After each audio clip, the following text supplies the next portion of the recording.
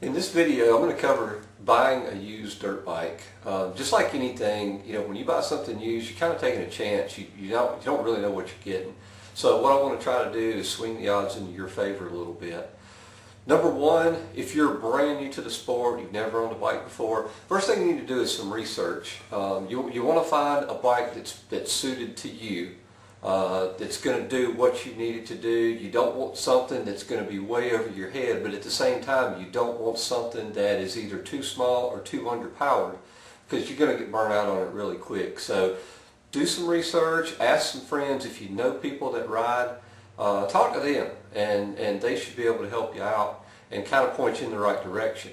From there, what you want to do is, once you decide on a bike, you want to learn about the bikes that you're interested in. If there's a couple different brands, models, whatever, do some research. There's a lot of internet forums. Go on the internet forums, ask questions, find out. Each bike has its own little special list of problems. Find out about this, so that helps you know what to look for when you actually find a bike you're interested in.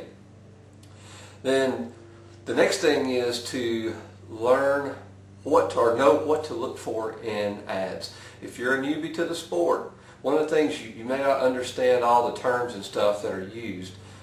I can look at some of these ads and I can pick out a guy that has no idea what he's talking about. So get an idea of what you're dealing with. Learn about it and be informed when you're looking at ads, when you're looking to buy a bike. One of the biggest things I see in ads for a used dirt bike is never raced. What does that mean? Honestly, a true hardcore racer, they're going to take better care of their bike than they do their wife or their girlfriend.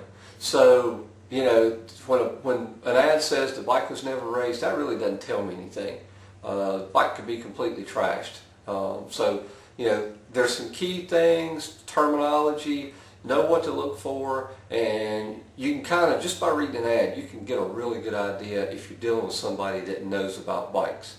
So from there, do the research, figure out what bike you're interested in that's going to be best for you.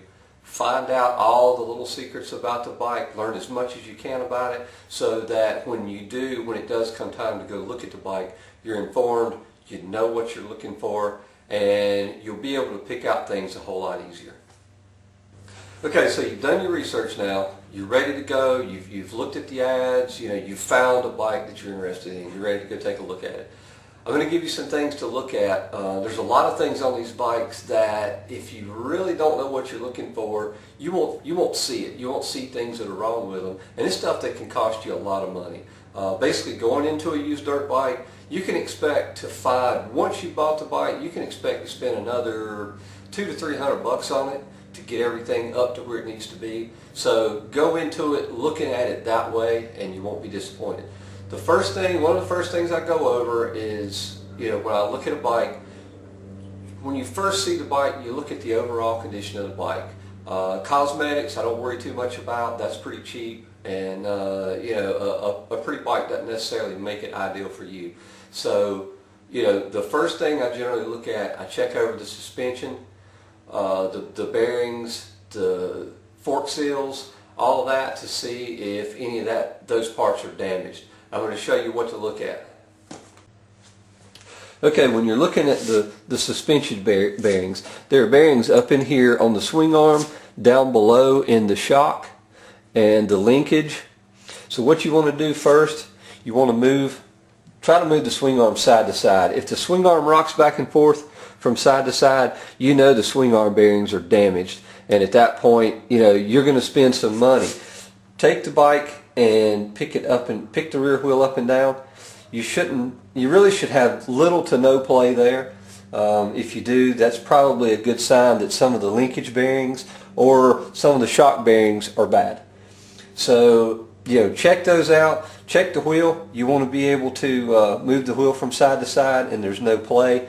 In this particular bike, if you can see the wheel bearings, this one's definitely got a wheel bearing that needs to be replaced. As you rock it from side to side, if you look right here, you can see a little bit of play. Wheel bearings aren't that bad. They're pretty easy to replace. You're looking at maybe $20, and that can be fixed. If you get into the suspension linkage, any of the suspension bearings, you're now looking at probably 150 to 200 bucks. That's if you do it yourself. There's a lot of special tools that you need to do that. So, you know, if you can't do it yourself, you're looking at $350 to get all that replaced so that the bike is in good condition. Alright, next up would be to check out your steering bearings. What you want is you want the bars should turn smooth. If they're notchy, you know, tunk, tunk, tunk, tunk, then that's a really good sign that your steering stem bearings are bad. What you want to do though is just turn the bars, and it should feel really smooth. Should be no play, and it shouldn't be real loose. So check that out. That's going to be a good sign that your steering bearings are bad. They're not that bad, probably 25, 30 bucks. Not too hard to replace, but you know, again, if you can't replace them, you're probably going to spend $80 to $100 getting those replaced. Okay, next you want to check the fork seals. On this side, you can see that the fork tube is clean, no oil on it. Now on this side, if you can see that, I'm going to zoom in on it. This side has definitely been leaking. You can see the oil right here. Oil is running down the fork tube. Not too big of a deal. I mean, fork seals, you're looking at about 25, maybe 30 bucks. You're going to have to drain the oil out, so at that time it needs a fluid change in the forks. No sense in doing just one side. You need to do them both when you do them. If you can do it yourself, you're looking at probably 40 bucks, 50 bucks. If you can't do it yourself, you need to take it somewhere. Typical fork service is going to be about $100 to $120 as long as everything else in the suspension is okay. Okay, from there we move to the rear shock. Same thing on this. You basically want to check the shock shaft.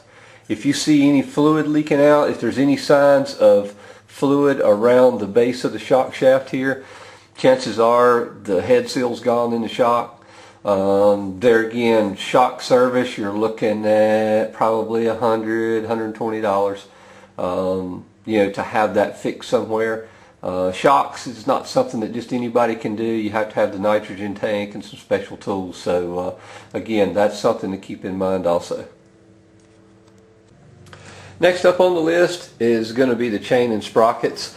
You want to look at the chain, the condition of the chain. You don't want something that's all rusted up. Then you want to look at the front and rear sprocket. Typically, the front sprocket wears the quickest because it's turning a lot more revolutions than the rear sprocket. You want to make sure that the teeth are good and straight. If they're starting to hook over, which typically happens, you know, over a period of time, then, you know, at that point you're going to need to replace the chain and sprockets. Definitely something to look at. Rear sprocket is the same thing. You want to make sure the teeth are good and even. If they're worn, you know, worn down, then the chain and sprocket's going to have to be replaced.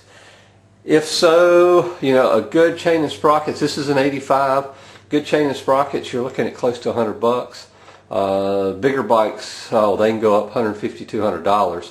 So it's definitely something to take a close look at because it would be really another expense, you know, if it's something that needs to be replaced. Now the next thing to check would be your brake pads and the braking system. You can see right here on the rear brakes, they're pretty easy to see without taking anything off. Just check the brake pad.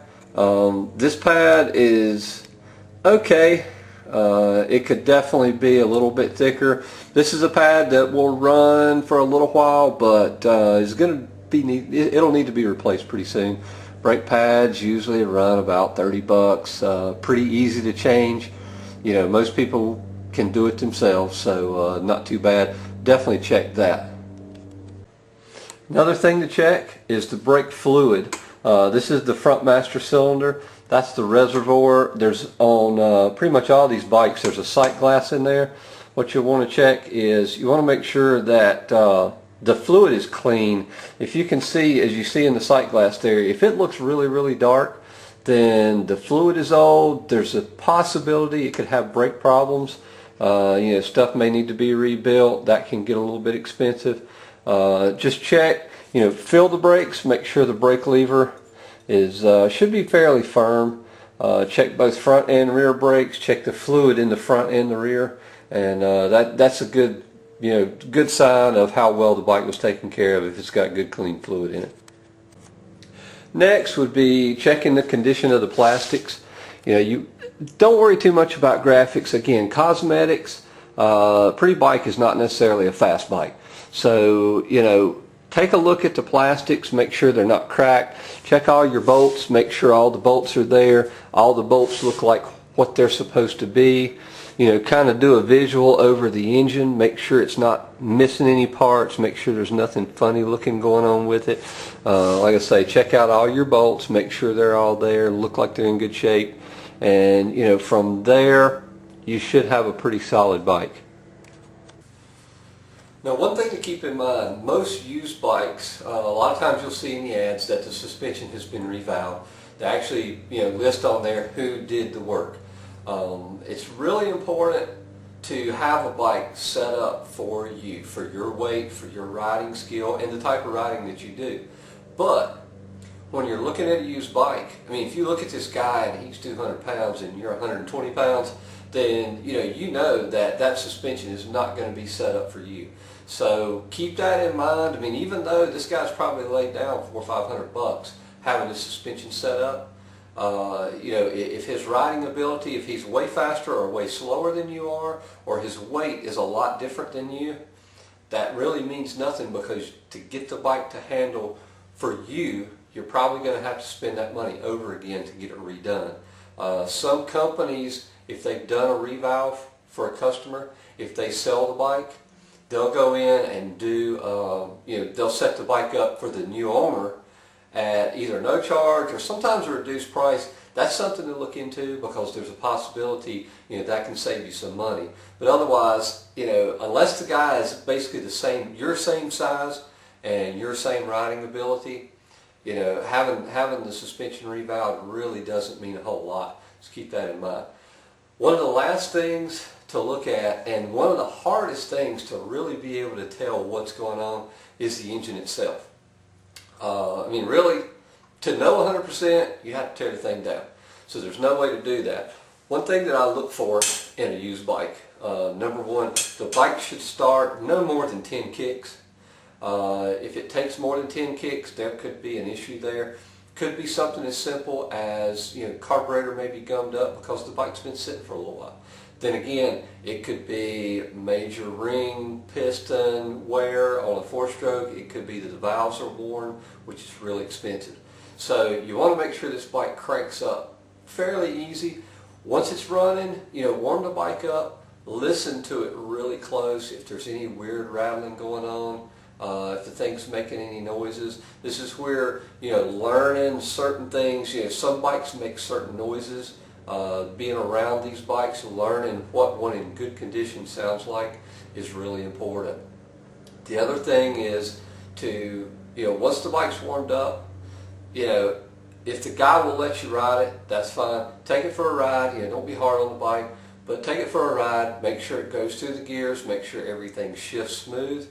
Make sure when you pull the clutch in and put the bike in gear, it doesn't try to creep forward or stall. If it does, this is a good indication of a clutch problem. And with a clutch, you can spend $500-600 pretty easy to get that replaced and get it fixed to where it needs to be. Check that. Like I say, make sure it goes through all the gears. Make sure everything works like it's supposed to work. And from there, you're still taking a little bit of a risk, but hopefully with this video, I've given you enough things to look at, given you enough ideas, given you things to think about, so that you can go out and buy a good used bike, something that's going to give you, a lot of riding time with no problems, and hopefully it'll save you some money, because definitely a used bike, you can find some really good deals out there right now. So hopefully this has helped you out.